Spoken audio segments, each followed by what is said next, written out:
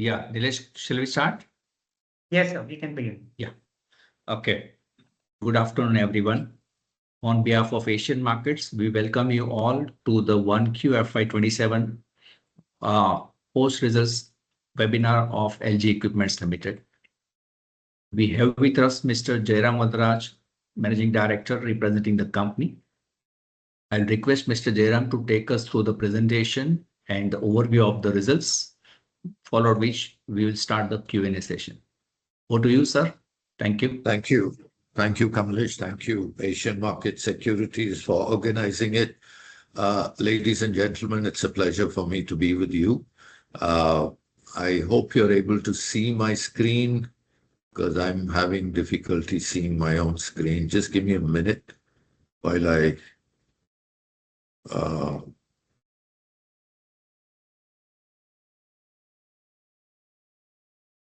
just give me a minute, please. So we are able to see your screen, sir.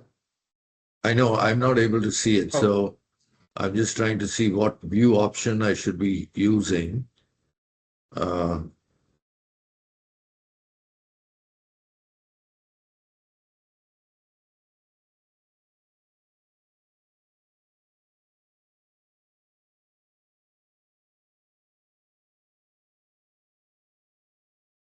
Just give me 1 minute. I'm not able to get my screen.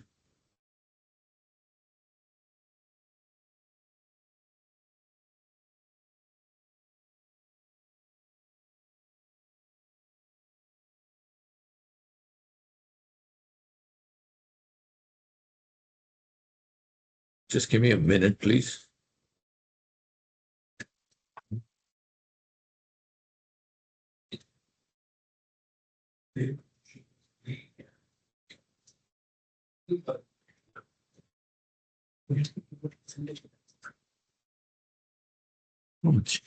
I'm sharing it, right?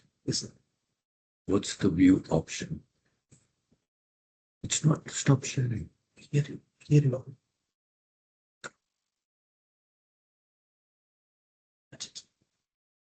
No, it will be here. The screen, I have to see the screen now. Yeah. Okay, can you see the screen now? Yes, sir. Yes, sir, we are able to. Perfect. All right. Okay. So thank you again. I apologize for this bit of a challenge here. I changed the format for this year. I'm starting on the revenue and then moving to the EBITDA. So I want to look at Q1 revenue numbers compared to Q1 of last year. We grew by about 23%, and after that 7% was exchange related. Across the board, we had growth. I'll come back and talk about region-wise performance. EBITDA, we grew by 28%. This has been good. I'll again talk in greater detail about the constituents of it. Moving on a sales mix, by and large the same between compressors and automotive equipment, and by and large the same split between India and the rest of the world. We have introduced this slide to give you a sense for where our growth is coming from. So if you look at India which is standalone, we have grown by about 28%. North America, we have grown by 37%. Europe, we grew by 21%, and Australia 17%. So across the board, we have had some good growth. So despite a strong growth in India, we've been able to maintain the split between India and rest of the world by virtue of growth in other geographies as well. Moving into the classical EBITDA reconciliation that we normally present. If you look at it, exchange has been, we have carved out exchange because there was a significant impact of exchange during the quarter. So we have had a good volume impact. We had a contribution negative, primarily because of raw material cost increases, tariff, and product mix. We have responded to this, when we expect to see we've done this, responded by cost reduction. We have also responded by price correction in the market, but the price correction we expect to see towards the end of the second quarter and more fully in the third quarter. So by and large, we are confident that we have mitigated this. We started off the year thinking that there will be a 3 to 4% increase in material cost caused by metal commodity prices, but in reality, it was 5%. Then there was a possibility that it could go to 9%.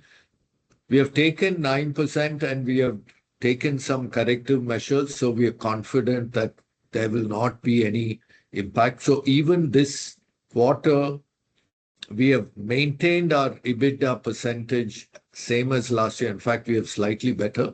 I think it will only continue to improve into the future. So this is the thing on employee cost. Even though the increases seem significant, primarily it's an increment that we have given across the world. So overall cost is well within control. The same thing with other expenses. There's a 12% increase primarily because we have gone and taken on some rental premises for our motor plant, as well as what we sold, the facilities that we sold in the US, we have moved into rental facilities.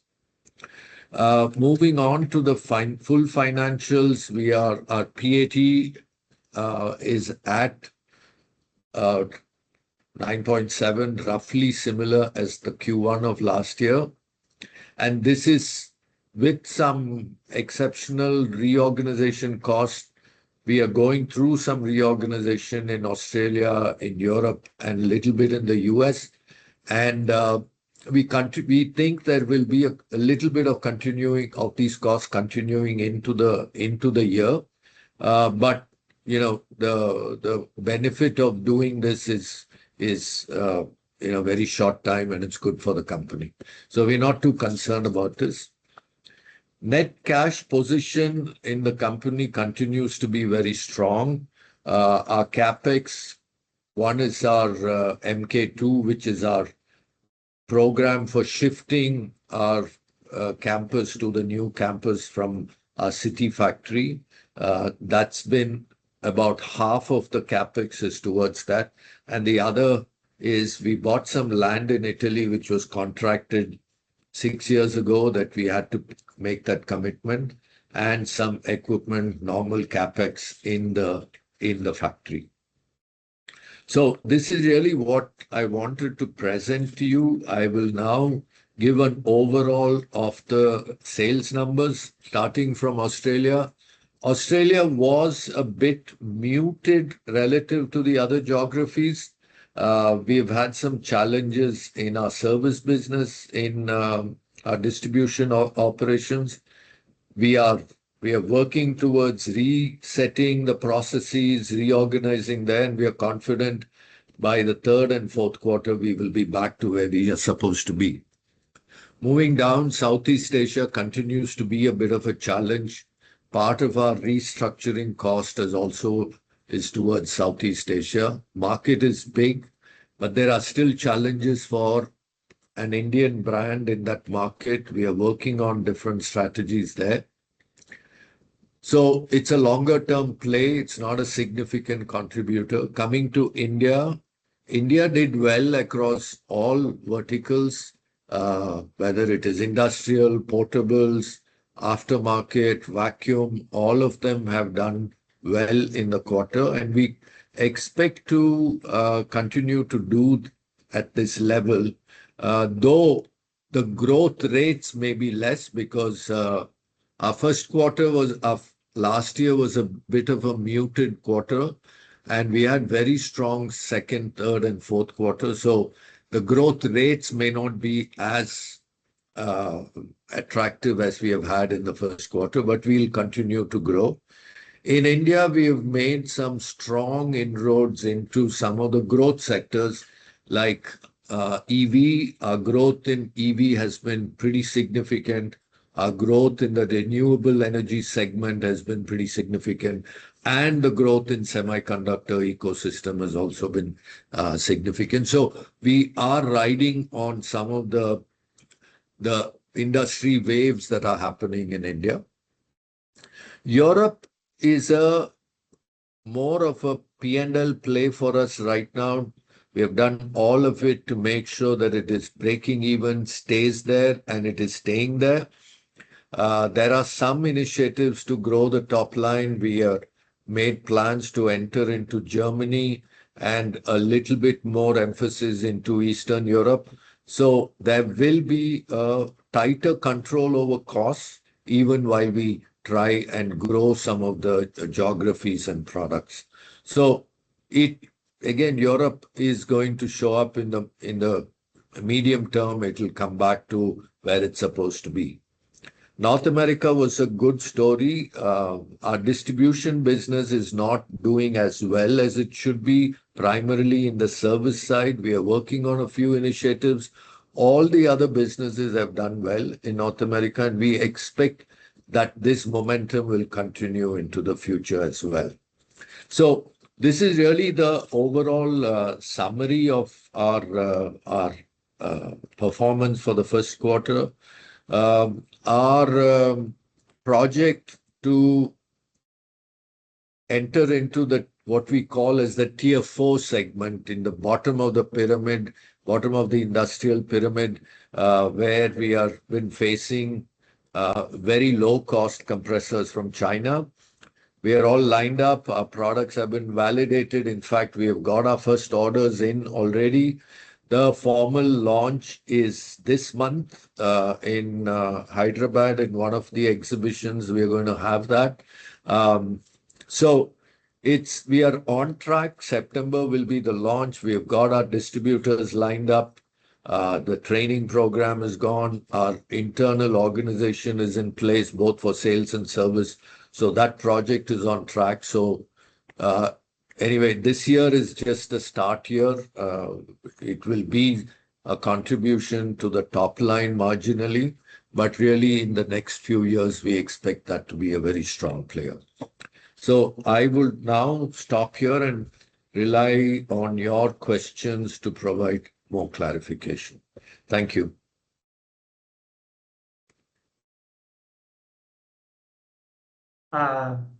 Thank you, sir, for the opening comments. We'll just wait for the question queue to assemble. Participants, in case you have any questions, you may please use your raise hand option.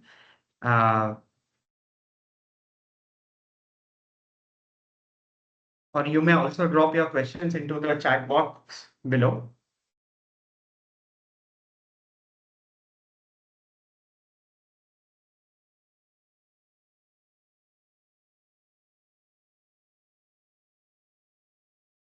So the first question we have is from the line of Ravi Swaminathan. Ravi, you may unmute yourself and go ahead with your question. Hi, sir. Good afternoon. Congrats on a good set of numbers. Thank you, Ravi. Good afternoon. Sir, my first question is with respect to the India business. It has seen a very strong growth of almost 28%. Any sense on color on how much of it would have been volume driven and how much of it would have been price led? Because significant amount of raw material price increase has happened over the past few months, especially since the war. So how much price increase we would have taken over the past few months, and have we completed our price correction movement, or is there further price increase that is there on the cards? So I would say the growth has been primarily volume driven, Ravi. There has been a marginal correction in price, which like I said, we anticipated about 3% increase in raw material prices, and to that extent, we corrected our price. What really happened is 5 to 6% is the increase in the raw material cost. So to that extent, we under recovered, but We have corrected for that in the subsequent quarters, but impact of it we are not able to see in the first quarter yet. Understood, sir. And if it is so volume driven, that is more than 20% growth in terms of volume growth has been there. Can you highlight some of the end subsegments or sectors which have actually done really well? Or is it like we have got into some newer categories and some of the newer products like the aftermarket products or the stabilizer products, etc., which are contributing to this incremental growth? So the multiple reasons. One is I can say across the board, across all industry verticals, there's been a growth, right? So I can't say that there is one particular industry that has contributed significantly to this. That is point number one. Within specific industry segments, we've been able to grow by virtue of demand match. Demand Match was launched in September of last year, and the traction and receptivity has been really outstanding, right? And we've been able to gain entry into customers who were never our customers, right? So the value proposition that we've been able to demonstrate for the product has been very powerful, and that is really carrying. So that's the second kind of a stream. There's been no real new products that we have launched, but just an upgrade of our entire range of products over a period of time. Today, we have our product range is one of the best in the world, right? So in terms of energy efficiency, in terms of competitiveness, by virtue of making our own motors. So the overall value proposition that we are bringing into the market has been very, very strong. So this is the third. So I would say all three have contributed to the growth. Understood, sir. And any mix change also which has contributed to this in the sense that screw compressors have grown faster than piston, something of that sort. Has it happened, or is the mix has largely been the same? Mix has been by and large the same. Yeah. Understood. There's been no significant. Okay. And in terms of forward-looking inquiry numbers, etc., from certain large categories like industrials, especially metals, and then water well, infrastructure, regular general infrastructure, etc., how are you seeing the demand environment on the ground? Has there been any slowdown related to the war which has been there within India demand, or are you seeing demand inquiry levels sustaining? Inquiry still remains very strong. Like I said, even in the annual call, inquiries remain small, but the gestation time for finalizations are longer than normal, right? But it is still very strong. Water well has seen an uptick in the quarter, but it is not like a day and night difference. Yes, there's been a positive contribution in terms of increase. But other than that, I would say overall, there's been a buoyancy in the economy. Understood, sir. Thanks a lot. I will come back in the queue if I have more questions. Yeah. Thank you. Thank you, Ravi. The next question is from the line of Manjeet Rathod. Manjeet, you may unmute yourself and go ahead with your question. Hello, Mr. Bharat. Very good to see you. Hi, Manjeet. I want to refer to the stabilizer product that you had launched in 2025. We'd spoken about a groundbreaking technology that we had come up with. How has been the adoption of that technology, and how do we see about the product adoption when we come up with such technology? Like, do they have a gestation period of about 2 to 5 years before we reach a sizable scale to that, or there has been a very quick adoption? That's my first question. So Manjeet, like I just explained, stabilizers, when we first introduced the technology, that was the name that we used, but we actually launched the technology, and the product is called Demand Match. right? We launched it last year, like I was explaining, last September, and the absorption has been outstanding. So part of the significant growth in some of the industrial products where we have incorporated it. So demand match is a technology that sits in multiple models of our products.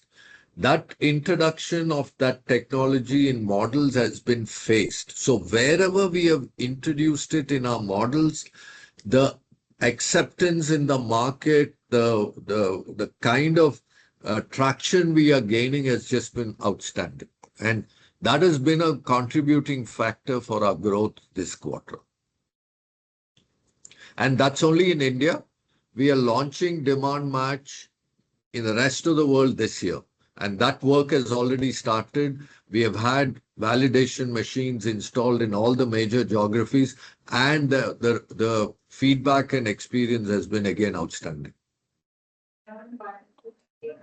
It's very good to know, sir. At this point in time, are we working on some technology that really excites us? Or how do we think about what research, in which direction should we pursue the research? Are we trying to improve our efficiency of our existing products, or we are trying to develop some new products, or it is both?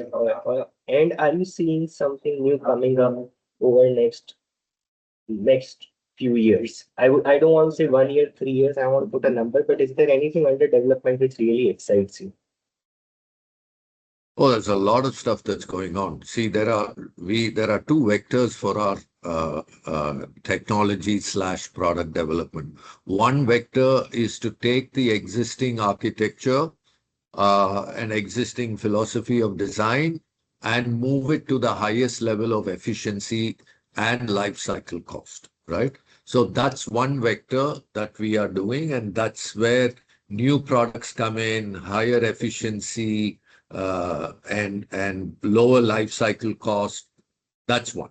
The second vector is really fundamental technology development, which delivers things like demand match. So that's something that is ongoing, and we have some very exciting stuff. Unfortunately, I can't talk too openly about that. But again, the whole philosophy is how to reduce the overall life cycle cost for the customer, right?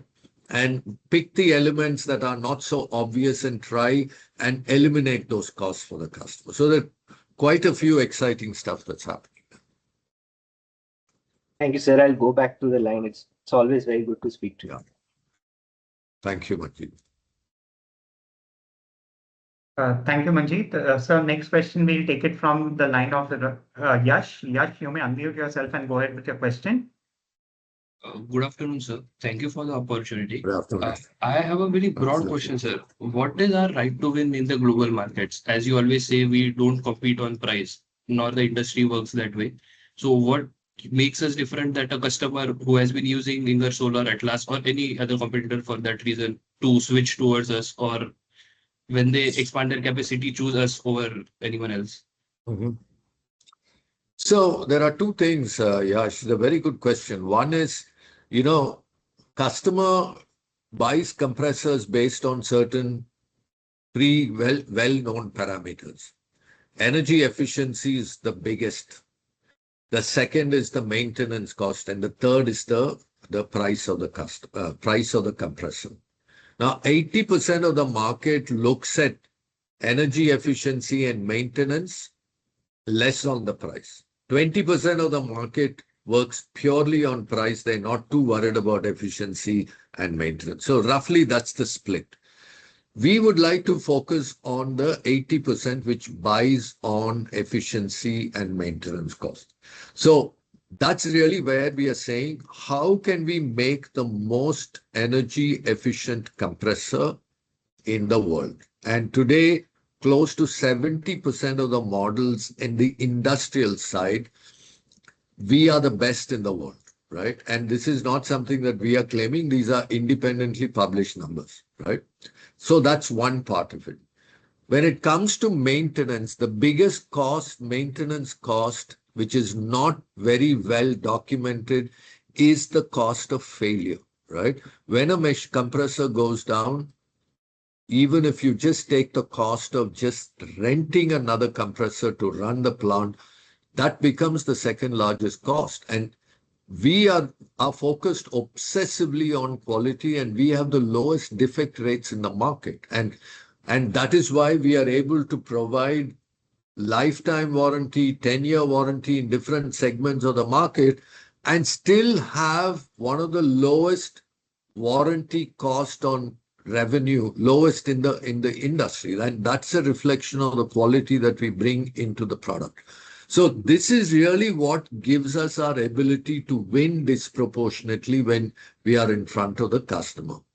Combine that with things like demand match technology, which nobody else has, it takes the value proposition to the next level. And that is another layer of the right to win in these markets. So that's really how we are pushing the whole go-to-market. Thank you, sir, for the answer. But sir, how are we working on getting in front of the customer, like on that side?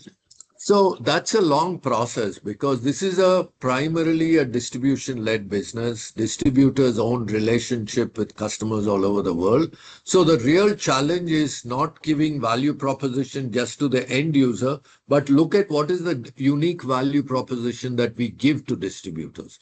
And that is a longer process than getting in front of the customer.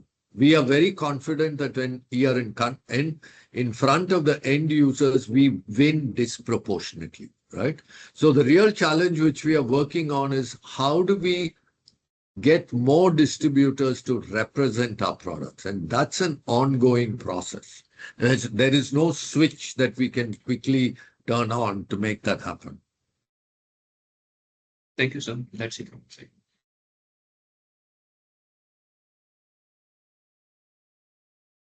Thank you. Sir, we'll take the next question from the line of Mr. Ravi Swaminathan again. Ravi, you may unmute yourself and go ahead with your question. Hi, sir. A few more follow-up questions, which I have. Given the kind of strong growth that we have seen during this quarter, is it safe to assume that we would have gained market share in the Indian market? I think so. But, I'd like our competitors to tell us that. Okay. Got it, sir. And second question is with respect to after-sales service. After-sales would have seen similar kind of growth that the product sale would have seen. And what kind of contribution does after-sales have in our overall revenue mix, both at the India level and at a global level? I kind of expected this question based on your prior questions on the same things in the past, Ravi. So I prepared myself for this. Okay. So aftermarket has grown not only in India, but it has grown all over the world. And that's been one of the reasons why, in spite of an increase in material cost, we've been able to sustain our profitability. I'm not saying that's the only reason, one contributing factor. As far as aftermarket to revenue, I would say that, if you just take parts, we are at, if you look at overall in the world, we are at around 22-23%, right? In India alone, we'll be at around 30-odd%, right? 28 to 30%, right? So US it's got a mixture of both parts and service because our distribution business does service as well, right? And service is a very lumpy kind of a thing because we charge hundreds of dollars per hour for service. So it colors the whole thing. But we are at around 30%. But if you remove the service part, probably we're at around 16 or 17%. So I would say it's fair to say in India, we are at around 28, 30%. The rest of the world at part level at around 15, 16. So there is headroom for us to grow in India as well as headroom to grow in the rest of the world. Okay. And the global benchmark for after-sales service as a percentage of revenue, it used to be around mid-30s. Is that a right understanding? We would try to. Sir, you're on mute. Sir, you've gone on mute, sir. Sorry. So, sorry, I was clearing my throat. It's somewhere between 38 in that, between 35 and 40. I would say 38 probably there. Yeah. Understood, sir. And with respect to, you had mentioned about EV application in the initial comments. So if you can elaborate more as to where do the compressors go Sorry? into EV application? You had in the initial comments, you had mentioned that we have done well in electric vehicle EV applications also. So if you can talk about where the compressors go into EV applications. No, I said the EV ecosystem, right? Hmm. So if you look at the EV vehicles, there are suppliers to the EV vehicles, there are EV vehicle manufacturers themselves. The compressors going into the factories, it is not going into an EV vehicle. No. Understood. Okay. So it's kind of an extension to the auto products that Absolutely. Yeah. But you know, the number of new players in the electric vehicle category, especially in the two-wheeler segment, is a lot more than in the four-wheeler, right? Okay. Oh, so that is leading to they're all setting up factories, and we are involved with them in helping them with their factories. Understood, sir. Very clear. Final questions. If you can give a mix of sales mix between industrial, infra, and retail sales, and also between piston and screw, that will be great. I don't have the number with me, but I wouldn't like to split it between piston and screw because that's too comparatively very sensitive. But industrial infra, and retail, I don't know what you mean by retail. I don't have the numbers in front of me, Ravi. Sir, retail means automotive garages, etc., woodwork, and all these things. I think one can classify it into retail. We don't break it up that way. So I won't be able to tell you what we sell in automotive garages. We don't measure that separately. Yeah. Sure, sir. Thanks a lot. Thank you, Ravi. Sir, the next question we take it is from the line of Mr. Vipul Kumar. Vipul, you may unmute yourself and go ahead with your question. Hi, congratulations, sir, for a very good set of numbers. Thank you. So my question is, what is our in a reply to earlier question, you said we have one of the lowest warranty costs. So is it possible to quantify what is our warranty cost as a percentage of sales and how does it compare with our peers? Our warranty cost, I don't want to give you a specific number, Vipul, but it is less than 1% of our revenue. How does it compare with Well, we don't know. Nobody reports it, but from, people who are from competitors who have given us casual references, it is higher than 1%, right? So that's the thing. I mean, they are higher than 1%, we are lower than 1%. And in your opening remarks, you had also mentioned the semiconductor ecosystem. So where compressors are used in semiconductor ecosystem? So in manufacturing, there are oil-free machines that are used. There are suppliers to the semiconductor industries where regular compressors are used. The ecosystem of semiconductors has a wide set of applications. The final one, the fab, is the cleanest. It's got the highest standard of air quality and all that. We are participating there. We are also participating in the entire eco chain of that. Yeah. So what percentage of our turnover should be relating to semiconductor right now, sir? It's I wouldn't like to share that detail, Vipul, but considering that it's a nascent industry that has come into India, it's not a significant number, but it's a growing number. It's a very fast growing segment. Is that understanding correct? It is yes, it is a growing number. Yes. Thank you very much, sir, and all the best for the future. Thank you. Thank you, Vipul. Sir, the next question we'll take is from the line of Mr. Ankur. Ankur, you may unmute yourself and go ahead with your question. Yeah, hi sir. Thanks for the opportunity. Right. First question Hi, on Ankur. the distribution side, both in India as well as in the global markets. You did mention that demand match has been launched across India. Will it be fair to say that more or less the entire nation is covered with this now, or there are still some? Oh, absolutely. Absolutely. Because we have now, like I said, demand match is a technology that gets embedded in all our products, right? And we have sequenced the introduction by virtue of the most popular products. So wherever we have embedded that technology into a product, 100% it has been absorbed, right? Sure. And even as we speak, we are continuing to add more products into that demand match technology. So I expect in another year, all our products will have demand match embedded in it all over the world. Sure. And the timelines that you will see for the global side as well, it's 1 year only, right? In India, it's largely done, This and year. globally, you're saying 1 year. Yeah, this year we will have it globally, yes.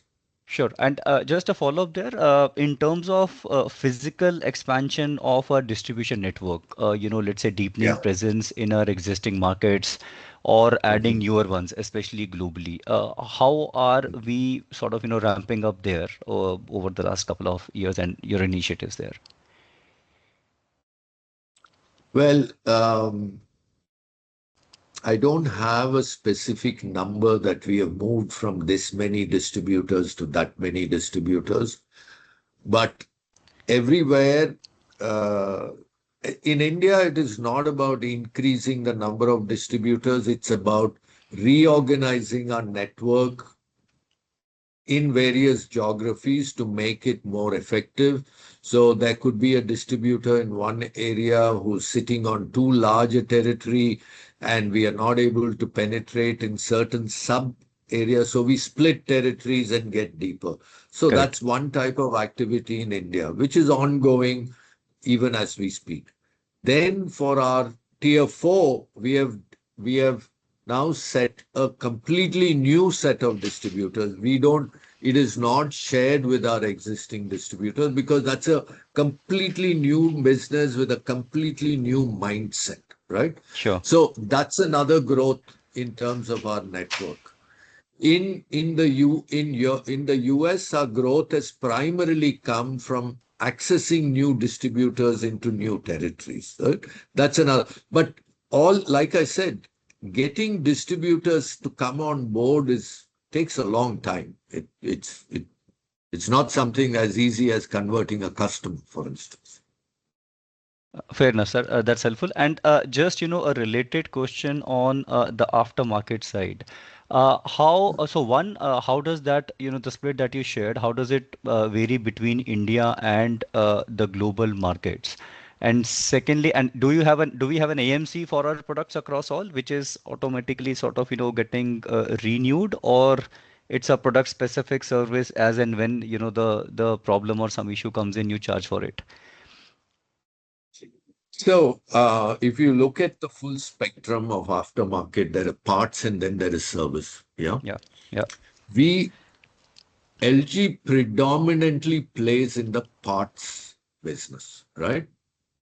We leave the service part to the dealer, right? Now, if you look at India, because the labor cost is so low, revenue from service is very, very small. Yeah.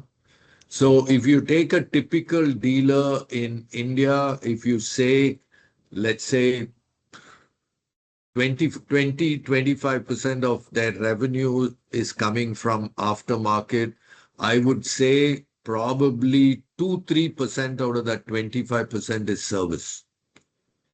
You take the same thing in the US, if they take 30% or 40% of their revenues coming from aftermarket, close to 25% of that will come from service. Yeah. Sure. We don't do service. I mean, in India, we do a little bit of service to our direct customers.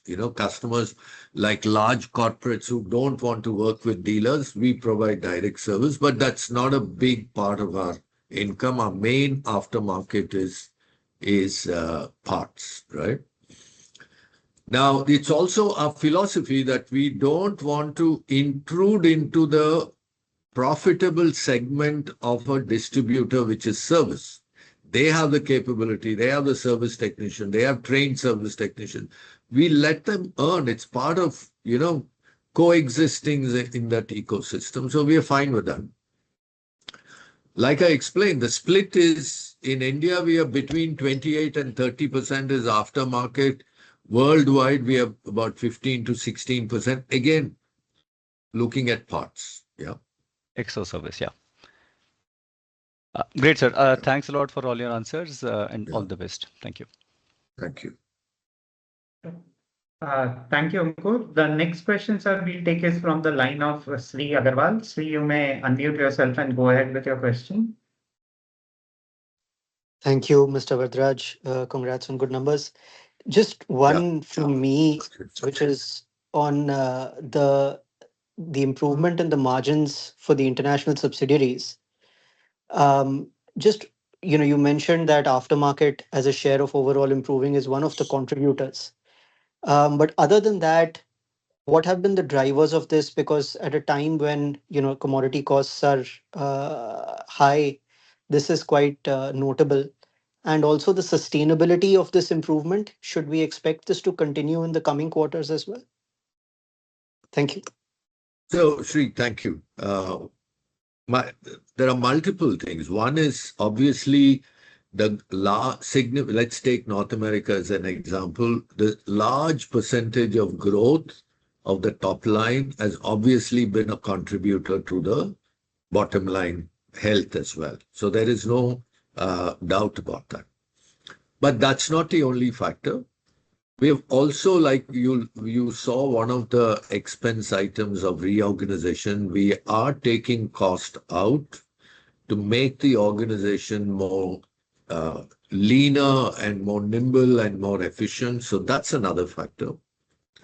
The third is, in spite of the increase in raw material costs, in spite of holding our prices in the first quarter to a larger extent compared to raw material price increases, the cost reduction activity that's been going on in this company has been a contributor as well, right? So motor in-house insourcing the motor, our own design has been a significant contributor, just as an example. Similar to the motor, there's been many other things that we have introduced which have brought significant savings to the bottom line. So it's a series of these things. We expect this to continue because this is not just it is not a one-time thing. It's an ongoing thing. The reorganization, wherever it's to be done, will continue to happen. Cost reduction activities will continue to happen. And like I explained, we have corrected our prices based on the new reality of cost increases. That will kick in towards the end of the second quarter or fully in the third quarter. So we expect to see all this to ensure that we sustain this in the future. Fantastic. Thank you. Yeah. Sir, before we move to the next person, I'll take one question from the chat. It says, sir, do we supply compressors to CNG filling stations? No, we don't. We don't make gas compressors, no. So the next question is from the line of Mr. Dhaval Shah. Dhaval, you may unmute yourself and go ahead with your question. Hi, sir. Congratulations on great set of numbers. Thank you, Dhaval. So, sir, You mentioned in your opening remarks that renewable energy has also started contributing meaningfully in terms of growth, incremental growth. So, which part? So, wind, solar, both? Yes. See, again, we are not supplying directly into the solar panel or into a wind turbine, but the whole ecosystem of production that happens for solar, right from cell manufacturing to panel manufacturing, all the way up to installation, there is compressed air that is required. So we are in that full supply chain. Yeah. Okay. Similarly, wind turbine. Yeah. Okay, great. And sir, you said that margins, which are already very good in this quarter, and these margins can only go up, right? That's what you said. Yes, we expect, of course, we don't know what Mr. Trump will do in terms of tariffs. Assuming that that remains stable, we have done a lot of work to absorb that. Right now, our tariff is at 25%, and we've been able to absorb that very effectively. Barring no unforeseen kind of shocks of that nature, we should continue to improve. Yeah. And I think on your investor day, you said it should go to 16 and a half, right? By FY28. Well, our target is to grow to 20. We had given a guidance that we will go to 18% in the next by 31. Yeah. Okay, okay. Okay, sir. Thanks a lot. Thanks a lot. All the best. Thank you. Thank you, Dhaval. Sir, there is a follow-up question from Mr. Vipul Shah. Vipul, you may unmute yourself and go ahead with your question. Yeah, thanks for the opportunity. Sir, demand match is optional or is it mandatory for all new dispatches? We have made it standard, Vipul. So all LG compressors catering to a certain tier of the market. Like, for instance, the tier 4 compressors will not have demand much, right? But our tier 3, tier 2, and tier 1 compressors all have demand match as standard. Just one small clarification regarding tariff. You said tariff right now is 25%. Is that okay? Sorry? I'm sorry, you're breaking up. The current tariff is 25%, sir. Yes, yes. Have we received refund of all earlier paid tariffs or anything is pending still? I think we made a disclosure in the market. We have got there's approval of close to 4 million of refund, and I think actual refund is about 1.6 or 1.8 million that we've got a refund, yes. Yeah, balance is pending. Yes, we have to wait. Okay, thank you, sir.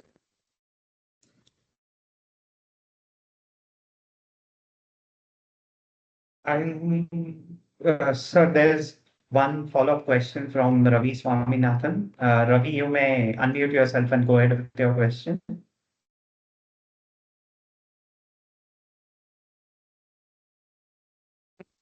Ravi, please unmute yourself and go ahead with your question. Yeah, hi, sir. One final follow-up question. With respect to some of the new age sectors like EV and renewables and probably even data center, what would be the revenue contribution to India and global revenue for you from these segments? Any broad sense on them? I'm just trying to figure out whether are they meaningful numbers to our revenue or not. See, right, they are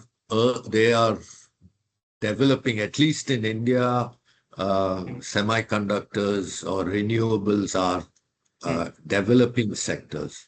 They have a large growth themselves, but you can't compare that the buying power of that industry sector with textiles or cement or steel, which are well established. So they're not a big contributor, but they have very high growth rate, right? Okay. Understood, sir. And in terms of metals like steel, copper, aluminum, etc., are you seeing big traction inquiries, etc., picking up very significantly? Because usually they change the entire growth rate itself because of big orders coming in. There are inquiries, Ravi, but I think all these I don't know about copper and this thing. We are not that big anyway, and steel is big. I think at one point there was a huge capacity build up, and then there was all these issues. I think the steel industry is bleeding out its capacity first utilization before they start looking at further investments. Understood. And here, centrifugal compressors only go into it largely, or is it like the addressable market It screws? depends on the size. There are centrifugals in large plants. There is also a lot of screw compressors. Understood, sir. Thanks a lot.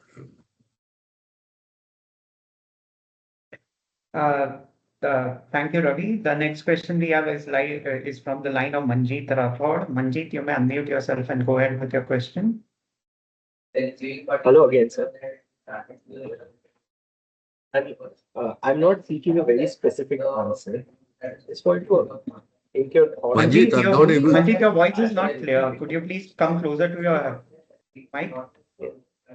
Yeah. Am I clear now? Yeah. Better. Hello again, sir. I'm not seeking a very specific answer. I just wanted to pick your mind. You please feel free to answer it in whichever way you feel like. When we look at Atlas Copco, when we look at Ingersoll Rand, their technological capabilities and our technological capabilities, where do you see the gap lies, if there is any? As far as technology is concerned, there is no gap, right?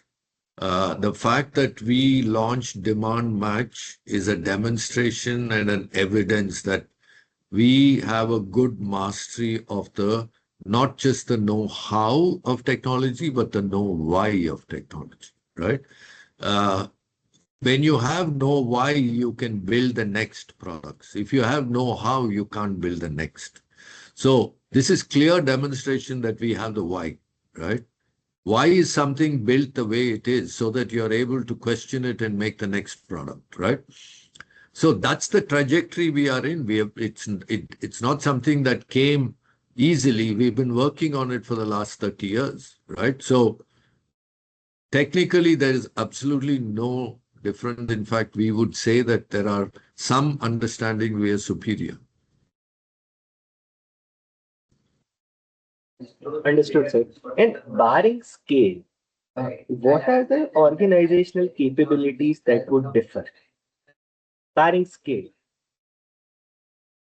So what has happened, if you really look at our company, we have taken an Indian company and we have tried to grow it internationally, and it's been a huge learning process for us because there is no textbook which says you step 1, step 2, step 3. This is how an Indian company will build a global company. So you go out there and you do certain things, you make mistakes and you learn, right?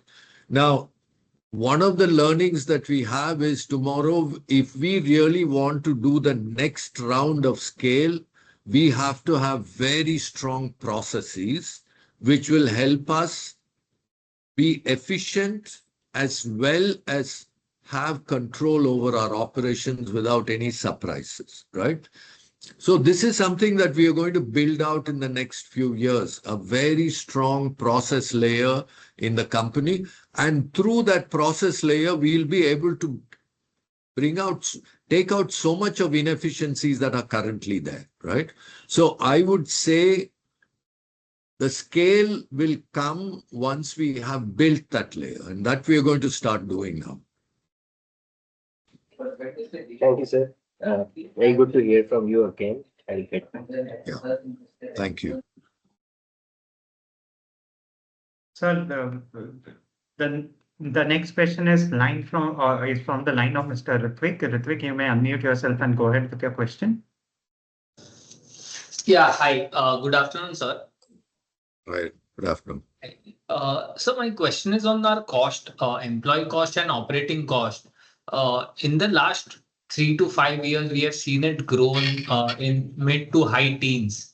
With you mentioned that we are looking to rationalize the cost at Europe, and try to become more cost efficient. So do you think that this trajectory should somewhat rationalize from current levels, or this trajectory should continue over the next 3 years as well?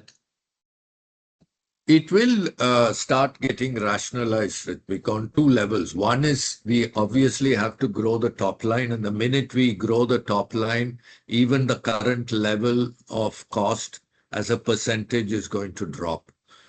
So that's just pure arithmetic. Besides that, we are looking at where is a particular job best performed. So again, it relates to this process project that I talked about.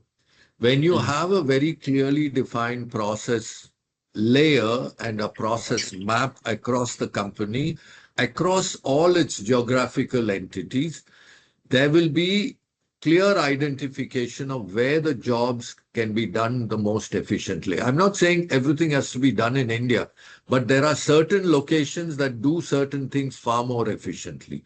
Once we get that kind of an understanding and consolidation that takes place, the overall cost and will go down, the efficiency will go up, right? So that's something that we hope to achieve over the next 3 to 4 years' time.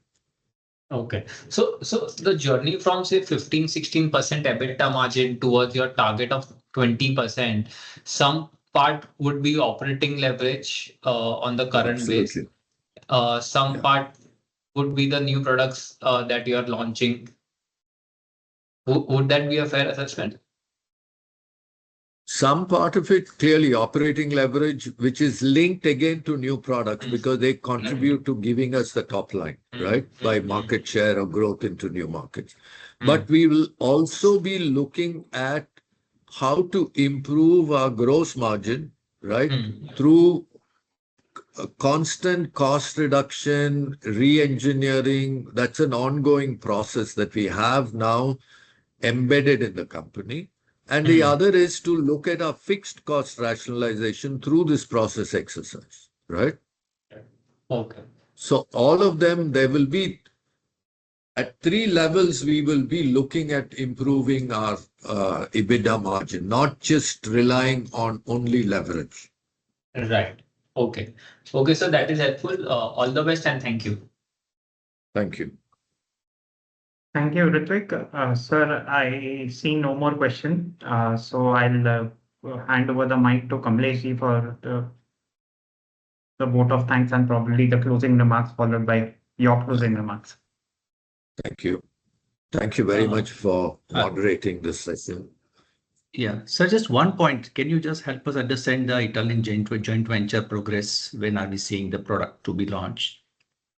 Sorry, say that again, Kamlesh. The new product that we are launching now?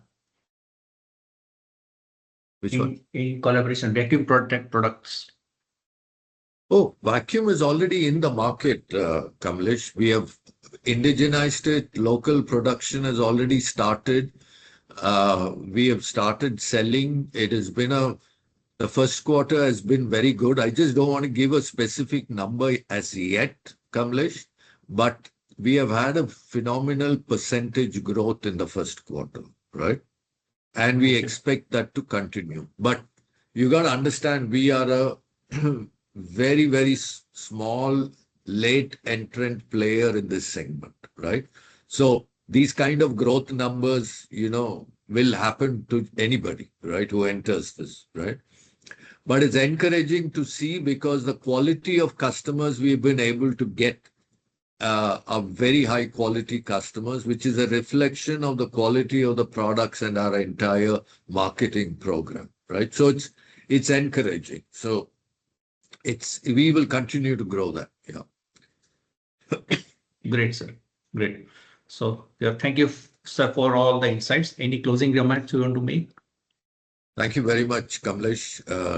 Thanks to you and Asian Market Securities for hosting us. It has been a good quarter, but this is a quarter in a lifetime. So we don't rest on this. There's still a lot of work to be done.